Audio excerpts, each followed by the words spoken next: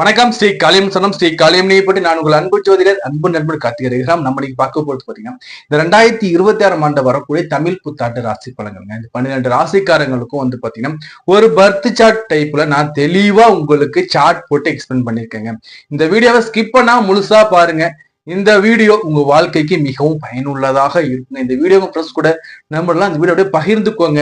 நீங்க இப்ப first time நம்ம சேனல்ல வீடியோஸ் பாக்குறீங்க இல்ல வந்து கண்டிப்பா வீடியோ பார்த்துக்கிட்டு இருக்கீங்கன்னு சப்ஸ்கிரைப் பண்ணலாம். நம்ம சேனல் சப்ஸ்கிரைப் பண்ணி வச்சுக்கோங்க. அந்த பெல் பட்டனை கிளிக் பண்ணி வச்சுக்கோங்க. எப்படி உங்களுடைய விலை மதிப்புள்ளாத சப்ஸ்கிரைப் பட்டனை நீங்க கிளிக் பண்றதோட கூடவே பெல் பட்டனை கிளிக் பண்ணி வச்சுக்கும் போது நான் லைவ்ல வரும்போது நோட்டிபிகேஷன் வரும். நான் ஒரு வீடியோ கொடுத்தாலும் நோட்டிபிகேஷன் வருங்க. அப்ப நம்ம தரக்கூடிய அந்த லைவ்லயும் சரி வீடியோலயும் சரி நீங்க பார்த்து ரசிக்கவும் லைவ் நிகழ்ச்சி நீங்க வந்து பங்கேற்கவும் வந்து பாத்தீங்கன்னா சப்ஸ்கிரைப் பண்ணிட்டு பெல் ஐக்கான் கிளிக் பண்ணி வைக்கும்போது நோட்டிபிகேஷன் ஆட்டோமேட்டிக்கா வந்துகிட்டே இருக்கும். அப்படி ஈஸியா நம்ம சேனலை ஆக்சஸ் பண்ணிக்கலாங்க. சரி, அதே மாதிரி வந்து பாத்தீங்கன்னா இந்த வீடியோக்கு லைக் பண்ணுங்க, சப்ஸ்கிரைப் பண்ணிட்டு லைக் பண்ணிட்டு அப்படியே இந்த வீடியோ லிங்க் ஃப்ரெண்ட்ஸ் கூட ஷேர் பண்ணிட்டு அப்படியே வீடியோ கண்டினியூ பண்ணுங்க. இந்த வீடியோ வந்து பாத்தீங்கன்னா உங்களுடைய ராசிக்கும் லக்னத்துக்கும் எடுத்து பாருங்க. இப்ப நீங்க உதாரணம் சொல்றேன் பாருங்க. இப்ப நீங்க வந்து மேச ராசியா இருக்கீங்க, கடக லக்னமா இருக்கீங்கன்னா மேச ராசிக்கும் கடக லக்னத்துக்கும் எடுத்து நீங்க பார்க்கும் போதுதான் ஒரு முழுமையான இந்த பலன்களுக்கு தெளிவா தெரிய வரும். இந்த முழுமையான பலனை வந்து பாத்தீங்கன்னா ஸ்கிப் பண்ணா முழுசா பாருங்க. ஒவ்வொரு செகண்ட்லயும் முக்கியமான தகவல் கொடுத்திருக்கோம். வீடியோ ஸ்கிப் பண்ணா முழுசா பாருங்க. லைக் பண்ணுங்க, ஷேர் பண்ணுங்க, சப்ஸ்கிரைப் பண்ணுங்க. இப்போ அந்த வீடியோ நம்ம உள்ள போகலாம். தமிழ் புத்தாண்டு ராசி பலன்கள் 2026 மிதுன ராசி. அறிவுத்தன்மையும் அழகும் நிறைந்த மிதுன ராசி இந்த 2026 எப்படி இருக்குன்னு பார்ப்போங்க. 2025 நிறைய கஷ்டங்கள் நிறைய இருக்கு சொல்லுவாங்க. மிதுனம் வந்து மேலுமா மிதுன ராசின்னு பாதி பேர் சொல்லுவாங்க. அவ்வளவு கஷ்டத்துல மீண்டு வருவானாங்கன்னு பாதி பேருக்கு மனசுல ஓடிக்கிட்டு இருக்கும். கஷ்டங்கள், பிரிவுகள், மன வேதனைகள் கொடுத்துக்கிட்டு இருக்குங்களா. உங்களுக்கு 2026 எப்படி இருக்குன்னு பார்ப்போம். அதுல வந்து முதல்ல இந்த பிளானரி பொசிஷன் பார்த்துருவோம். மிதுன ராசி 10ஆம் இடத்துல சனி பகவான் வந்து பொசிஷன் ஆகியிருக்காரு. ராகு பகவான் 9ஆம் இடத்துல பொசிஷன் ஆகியிருக்காரு. இந்த பக்கம் எடுத்து பார்க்கும்போது கேது பகவான் வந்து 3ஆம் இடத்துல கேது பகவான் உட்கார்ந்துருக்காங்க. ஜென்மத்துல இருக்கிற குரு வந்து ஜூன் மாசத்துக்கு அப்புறம் 2ஆம் இடத்துல சொல்லும்போது தனசாந்தி வர போறாங்க. சரி, அப்போ இந்த மிதுனம் எப்படி சார் இருக்குன்னா முதல்ல குருவை வச்சு பார்ப்போம். குரு பகவான் என்ன பண்ண போறாருன்னா உங்களுக்கு இந்த ஆண்டோட தொடக்கத்துல வந்து பாத்தீங்கன்னா உங்களுக்கு வந்து பாத்தீங்கன்னா எங்க இருக்காரு, ஜென்ம குருவா வந்து உங்க ராசி மேலே இருக்காங்க. நிறைய பிரிவினைகள் சந்திச்சிருப்போம். பிரிவுங்கிறது ஒரு மிகப்பெரிய வலியை கூட கொடுத்திருக்கலாம். கண்கலங்கி நம்ம அள வைக்கிற அளவு கூட இந்த பிரிவுகள் வேதனைகள் கூட இருந்திருக்கும். பல நாளாக பிரிவு மறக்க முடியலப்பா சொல்றவர்களுக்கும் பிரிவுகள் கூட இருந்திருக்க வாய்ப்புகள் உண்டு. அதே சமயத்துல வந்து பாத்தீங்கன்னா இந்த குரு பகவான் வந்து ஜூன் மாசத்துக்கு பிறகு 2ஆம் இடத்துக்கு வர போறாங்க. தனக்காரகன் தனஸ்தானத்துல வர போறாரு. குரு பகவான் 10ஆம் இடத்ததிபதி, 7ஆம் இடத்ததிபதி 2ஆம் இடத்துல வந்து அமர போறாங்க. 2ஆம் இடம் குடும்பஸ்தானம், வாக்குஸ்தானம் இல்லைங்களா. சோ 7ஆம் இடத்துக்கும் ஆதிபத்தியம் வைக்கக்கூடிய குரு பகவான் இங்க வந்து அமர்ந்து உச்சமாகும் போது எப்படி சார் இருக்குன்னா தன வரவுகள் இருக்கும், பொருளாதார முன்னேற்றங்கள் இருக்கும்.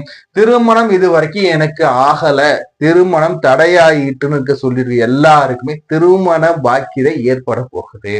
அதே மாதிரி குரு 2ல கொடுத்த வாக்கு நம்ம காப்பாத்த போறோங்க. சொல்வாக்கு செல்வாக்கு உயர்த்தி தரக்கூடிய காலமா இருக்கு. இது வரைக்கும் இருந்த பிரச்சனைகள்லாம் நீங்கி வாழ்க்கையில முன்னேற்ற பாதையில முன்னேறி போக போறீங்க. மிதுன ராசி அன்பர்களை கவலைகளை விடுங்க. சோ குருவுடைய பார்வைகள் குருக்கு 5, 7, 9 இல்லைங்களா. இதுல குருவுடைய அந்த 5வது பார்வை வந்து உங்களுடைய 6ஆம் இடத்தை வந்து பாக்குதுங்க. அப்ப 6ஆம் இடத்தை உச்சமாகி பார்க்கும்போது கடன்கள் தீர போகுதுங்க. நம்ம உடம்புக்குள்ள இருந்துகிட்டு நோய் நொடிகள் நீங்க போகுதுங்க. புரியுதுங்களா. ஏன்னா சொல்றேன்னா நமக்கு தெரியாம நோய்கள் வச்சுக்கோங்க. அந்த நோய்களை கூட வந்து உங்களை தீர்த்து வைக்கக்கூடிய காலமாக இந்த காலம் இருக்கும். சோ இந்த காலத்துல கடன் அடையும், கடன் தீர்ந்து போயிடும், கடன் பிரச்சனை வெளில வந்துருவீங்க.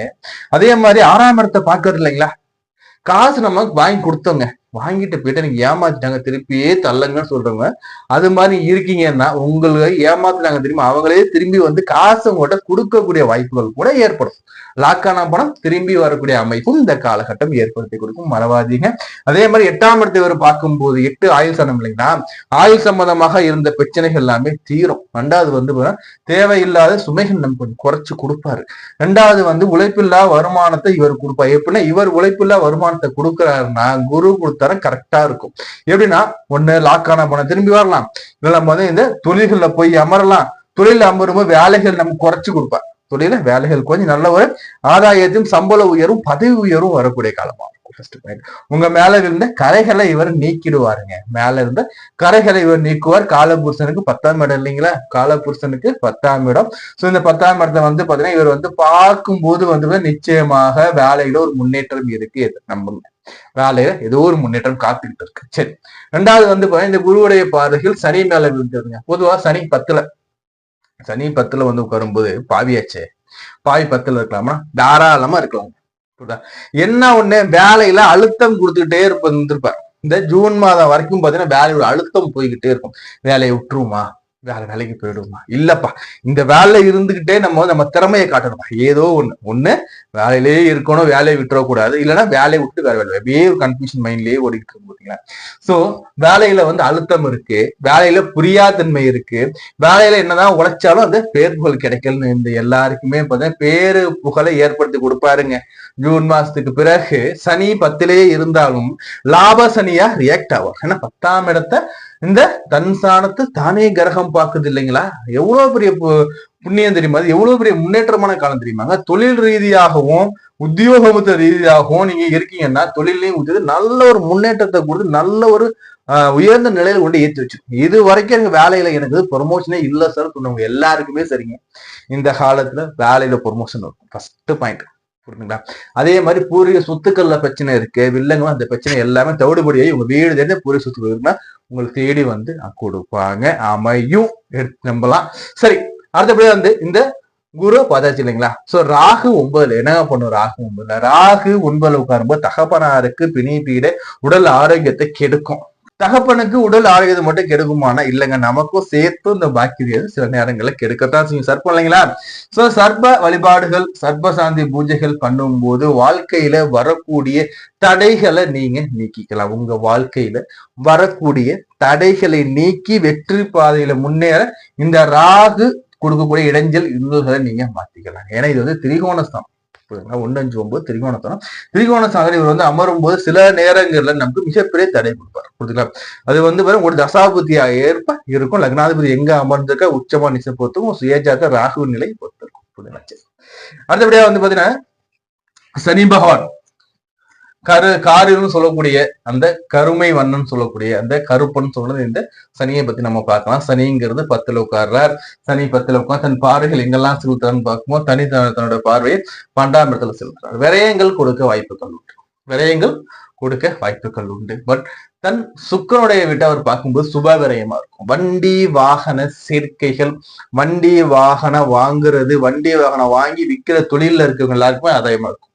புது வண்டி வாங்கலாம், புது வீடு கட்டுறேன்னா செலவு ஒண்ணு வரும்.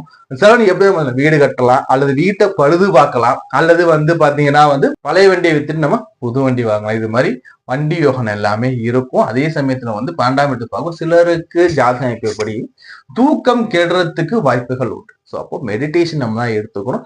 நம்மளுடைய தூக்கத்துக்கு என்னெல்லாம் உடற்பயிற்சிகள் தேவையோ அந்த உடற்பயிற்சி நீங்க பண்ணும்போது இந்த 12ஆம் இடத்து பார்வையை நீங்க போட்டிக்கலாங்க. அடுத்தபடியே சனியுடைய பார்வை 4ஆம் இடத்துக்கு 4 தாயார் ஸ்தானம், தன் சுகஸ்தானம். சனி எங்க இருந்து பார்க்க, 10ல இருந்து பார்க்கிற. ஜூன் மாதத்துக்கு அப்புறம் குருவுடைய பார்வை அங்க போயிடுவோம். சனியுடைய அந்த பெரிய தாக்கம் இருக்க. இருப்பினும் தாயாருக்கும் வீடுகள்லயும் கொஞ்சம் சிறு சிறு பிரச்சனைகள் வருவது வாய்ப்பு உண்டு. தாயாருக்கு சட்டுன்னு உடல் சரியில்லாம போகிறது, உடல்ல வந்து ஹெல்த் இஷ்யூஸ் கொடுக்கறது, நமக்கு வந்து பாத்தீங்கன்னா வந்து சரியா நம்மளுடைய சுகங்களை அனுபவிக்க முடியாம, என்ன சாப்பிடுறோம் நிம்மதியா சாப்பிட முடியும். ஏன்னா சொன்னா நம்ம ஆசை பிரியாணி வாங்கிட்டு போவோம், சாப்பிட்டுருவோம் இன்னைக்கு, சாப்பிட போற அப்பதான் வந்து வேலை இருக்கிறாங்க அப்படின்னா அறக்கப்படும் சாப்பிடும். ஸோ அப்ப எதையுமே பிளான் பண்ணாதீங்க. உங்களுடைய விஷயங்களை பிளான் பண்ணாம நீங்க பண்ணும்போது இந்த சனியுடைய பார்வை நீங்க போய்க்கலாம். அதே மாதிரி சனியுடைய பார்வை 7ஆம் இடத்துல இருக்கு. கணவன் மனைவி வந்து பாத்தீங்கன்னா உங்களுடைய வாழ்க்கையில வந்து பாத்தீங்கன்னா என்னைக்குமே நடந்து முடிஞ்ச இந்த பழைய விஷயத்த பேசவே பேசாதீங்க. முடிஞ்சது முடிஞ்சிச்சுப்பா, பாஸ்ட் இஸ் பாஸ்ட் நினைச்சுக்கிட்டு உங்களுடைய வாழ்க்கைய ஃபியூச்சர் நினைச்சு மூவ் பண்ணிட்டே போறீங்கன்னா நிச்சயமா நல்லா இருக்கும். ஏன்னா சனினா பழைய பிரச்சனைகள் என்னைக்கும் நடந்ததை எடுத்து பேசுறது, அதனால சண்டைகள் வர்றது இப்படிதான் இருக்கும். ஸோ அந்த பழைய பிரச்சனை என்னைக்குமே பேசாதீங்க. ஸோ ஓவராலா எடுத்து பார்க்கும்போது இந்த உங்களுக்கு வந்து பாத்தீங்கன்னா இந்த கேது விட்டு கேது பகவான் 3ல நல்ல ஒரு முன்னேற்றம் தான் கொடுக்கும். புரிஞ்சுக்கலாம். ஸோ அப்படி இருக்கும்போது வந்து பாத்தீங்கன்னா வந்து லாபத்தை கொடுத்துருவாரு. கேது 3ல வந்து லாபத்தை கொடுப்பாரு.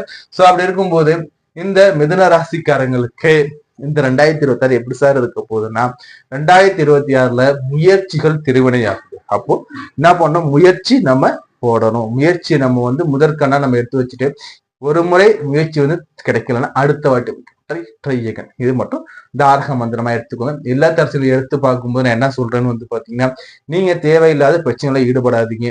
அதே மாதிரி குடும்பத்துல ஒர்க்கோடு உங்களுக்கு ஹெவியா இருக்கலாம். அதே மாதிரி கணவர் சில நேரம் உங்களுக்கு புரிஞ்சுக்காம கூட பேசலாம். அதே மாதிரி சுத்தி இருக்கிறவங்க உங்களோட மனநிலை புரியாம பேசக்கூட வாய்ப்புகள் உண்டு. இதை நீங்க ஒரு பெருசா நீங்க எடுக்காது. புரியுதுங்களா? இதுவும் கடந்து போகட்டும், நீங்க கூலாவே இருங்க. சோ அதே சமயத்துல வந்து பாத்தீங்கன்னா உங்களுக்கு ஒர்க் லோட் அதிகமா இருக்கும். அப்போ உங்களுடைய அந்த ஹெல்த் கான்சியஸ் கொஞ்சம் தவற வாய்ப்புகள் உண்டு. பட் இருந்தாலும் ஹெல்த் இஸ் வெல்த்ங்கிற மாதிரி உடல் நலத்துல கவனமா இருந்துக்கோங்க. அதுக்கான அந்த தேவையான பிரிகாஷன் எல்லாம் எடுத்துக்கோங்க. புரியுதுங்களா? சோ அடுத்தபடியா படிக்கிற மாணவர்கள் எடுத்து பார்க்கும்போது படிப்புல கொஞ்சம் கவனமா இருங்க. ஏன்னா சொல்றேன்னா படிப்புல இடையூறுகள் சந்திக்க வாய்ப்புகள் உண்டு. நண்பர்கள் உங்களை வந்து தீய வழியில இழுத்துட்டு போகிற நேரங்கள் சற்று உங்க மிகுதியா தான் இருக்கும். ஏன்னா சொல்றேன்னா 7ஆம் இடத்துல சனி பார்க்கிறார், 9ல ராகு உட்காரு. மது அப்புறம் வந்து இந்த போதை வஸ்துக்கள் உங்களுக்கு வந்து பழக்கமாக வாய்ப்புகள் ஏற்படும். ஸோ அதனால கொஞ்சம் அவாய்ட் பண்ணிக்கோங்க. படிப்புல மட்டும் கான்சன்ட்ரேட் செலுத்திடுவாங்க. அதே மாதிரி வந்து பாத்தீங்கன்னா இந்த மிதராசிக்காரங்க தொழில இருக்கீங்கன்னா வேற ஜாப் சேஞ்ச் பண்ணலாம்னா இந்த காலகட்டத்துல வேற ஜாப் நீங்க மாறதா இருந்தீங்கன்னா ஜூன் மாசத்துக்கு பிறகு மாறுங்க. அது வரைக்கும் நீங்க மாற வேணாம். ஜூன் மாதம் மாறும்போது வந்து பாத்தீங்கன்னா ஒரு முறைக்கு இது நல்லா அந்த வேலையை பத்தி யோசிச்சுட்டு இந்த வேலைக்கு மாறுங்க. அதே மாதிரி சீனியர் சிட்டிசன் எடுத்து பார்க்கும்போது நீங்க வந்து இன்வெஸ்ட்மெண்ட் பண்ணலாமானா சனி பகவான் 10ல இருக்காங்க. அதே சமயம் குருவோட வீட்டுல தான் உட்கார்ந்து இருக்காங்க. தொழில் நுணுக்கங்கள் வியாபார நுணுக்கம் நல்லா தெளிவா உங்களுக்கு தெரியுது. ஸ்ட்ராட்டஜி நல்லா உங்களுக்கு தெரியுதுன்னா தாராளமா இன்வெஸ்ட் பண்ணி பண்ணலாம். அதே சமயத்துல வந்து பாத்தீங்கன்னா உங்களுடைய கையிருப்பு மட்டும் கவனமா வச்சுக்கோங்க. அதே சமயத்துல வந்து ஓராய் எடுத்து பார்க்கும்போது இழந்த பணம் திரும்பி வருவதற்கு வாய்ப்புகள் இருக்கு.